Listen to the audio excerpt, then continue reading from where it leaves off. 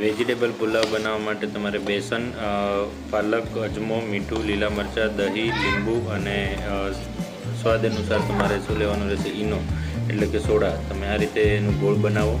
ગોળ બનાવી અને ત્યારબાદ તેને તવી ઉપર તમે સ્લાઇટલી થોડા તેલ સાથે, જેમ મેં શેક્યું છે તે રીતે તમે થોડા તેલ સાથે તેને શેકી શકો છો.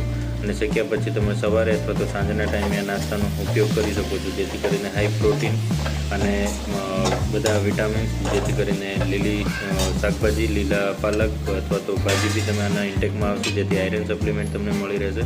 આ રીતે સવારનો અને સાંજનો નાસ્તો તમે હેલ્ધી નાસ્તો લઈ શકો છો, જેથી કરીને ફેટ ઓછી ડિપોઝિટ થાય અને પ્રોટીન વધારે મળે. શું તમે વજન ઉતારવા માગો છો?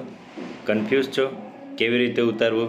બધા જ તરીકાઓ અપનાવી લીધા છે તમે, ભૂખ્યા રહેવાનું અથવા તો ફ્રૂટ્સ ઉપર રહેવાનું અથવા તો સલાડ ઉપર રહેવાનું અથવા તો એલોવેરાનું જ્યુસ પીવાનું, આવું બધું જ કરી ચૂક્યા છે. તેમ છતાં પણ જો તમારો વજન નથી ઉતર્યો છે તો પણ 1 કિલો 2 કિલો એટલું જ ઉતારી શક્યા છો.